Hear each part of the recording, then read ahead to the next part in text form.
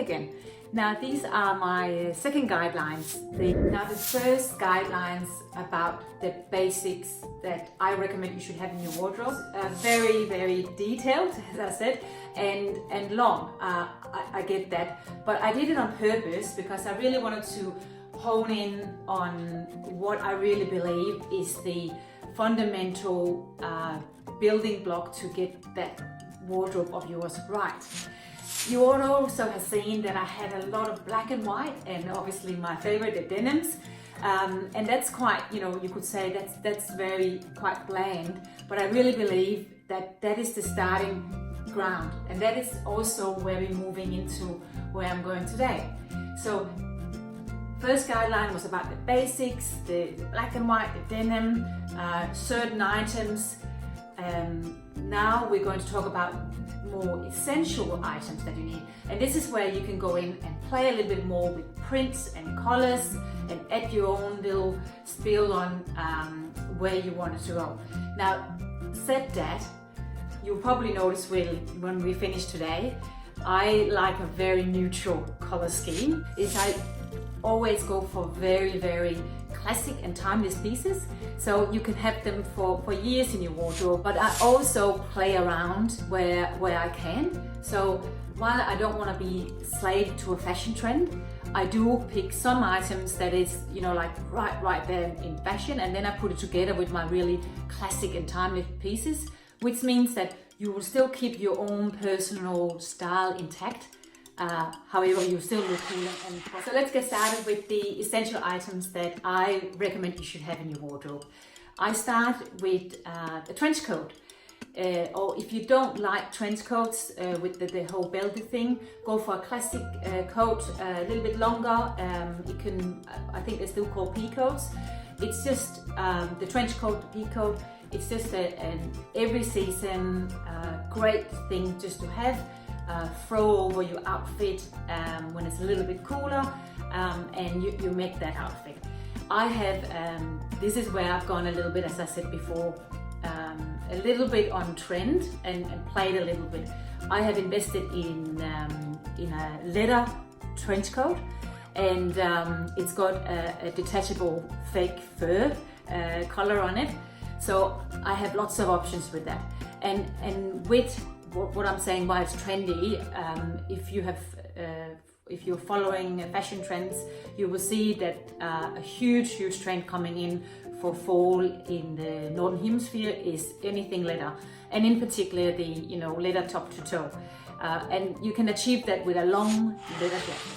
And here it is. You can see quite wintry now. We are in the Southern Hemisphere and it's a beautiful spring day out there, so I probably would wear it without the collar, which helps. And now I've worn it almost like a dress. So can you see like the benefits of it? And so I'm holding this strappy shoes just to show you how you can make that heavier leather trench coat transform into a dress lighter. And what I really like about trench coat is that you can wear like pretty daggy your t-shirt, your ripped jeans, pair of belly flap. My next essential recommendation is a blazer or blazers. I've already in the basics that you must have a black blazer, but I love my blazers, so I have quite a few. So even cream, and you might say, wow, cream, but I just think it's just when you want a little bit of a softer look, when you don't want to look hard in the black or semi-hard in the navy, a cream is really good. I also have a tweed collared one hanging over here. Again, a little bit more autumn, winter looking in the tweed, but love my blazers. I wear them with over my leather leggings, with a nice blouse, over obviously with my jeans and shirts and singlets. I wear it a lot when I worked in business. I would wear a nice dress in silk or viscose, which I'll come back to, and I'll put a blazer on and a little pump or even a bootie, and you're ready for business meeting. If you're not 100% about a blazer, and you're much more like a leather biker jacket or a denim jacket or even like a khaki cargo sort of style, please just replace anything I say with the blazer, as long as you have that black blazer. In particular, I like that look with a longer sheer silk dress and then put a biker jacket over the top. That contrast is just really, really good. Next essential items that I recommend you should have in your wardrobe is the shirt dress. And shirt dress, that's just so versatile. You can wear them as I'm wearing it here. And this is like a silk material utility shirt dress. I know it's a leopard print, so it's a little bit out there. And this is where I've also played a little bit with what I talked about before, sort of going a little bit fashion trendy, but then combining with classic pieces. So yes, I will wear this for work. If I'm having a business meeting, I will put over my black bracer, so that is recommended you have to have, and a black pop. I also love wearing it like a jacket where I'm opening it up, either hanging loose and then over jeans and a flat. I think it's really, really flattering. And you can also dress it up for evening, which I'll show you in a minute. So for evening, I have added on a massive belt. You can go smaller, but in a dark with a bit of gold, and my leather leggings that I've recommended to have, and a strappy high heel that is hard to see here.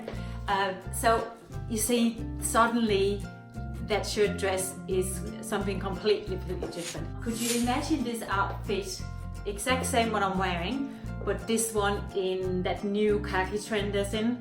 How smart will that look? Similar to shirt dresses, I also recommend at least 2 other dresses that or jumpsuit. If you are more into jumpsuit, then there is beautiful jumpsuits out there at the moment. So yeah, just replace jumpsuit with the dresses I'm talking about. I have an example here, and I want to show it because I'm actually not having black. It's hard, it almost looks black, but it's actually a dark navy. And it's got one of those sort of new little ties here, so my hanger went flying. It's got the new tie here. You can either button it down to sort of there and just hang the tie hang loose, or you can do it up and have the tie done. And this is, so what I was trying to say is that you wear that similar to the way I talked about with the shirt dress or your wrap dress. And here I've got not a black color, but actually a velvet blazer. Again, put that over for something that's a little bit more formal. So additionally, tops to wear with all the denim and the leather pants and other pants that I've recommended. Or skirts, sorry. I recommend to have at least 2 blouses, and this is where you can go in and play a little bit more again with the print and color. And I actually have something in print. So obviously I have a classic cream, being me, but if you're into colors, how good would this look like, sort of in emerald green or a bright yellow? So this brings me to my last essential item that I recommend you should have in your wardrobe, and these are cardigans. And I'm wearing one right now, so I have a few a bit longer and a few shorter. And so like I'm wearing a longer one right now, just over leather leggings and a singlet. With the shorter ones, I would normally wear them over a longer dress, and then just sort of the first 2 or 3 buttons done up and then open here, so just sort of flow nice and easy on that. We have gone through all the essentials I recommended. Next guideline, we're still talking about essentials in your wardrobe, what you need, but as you probably have seen, I haven't really talked about the accessories, and really important, our shoes and our bags. So that's going to be next time. See you then.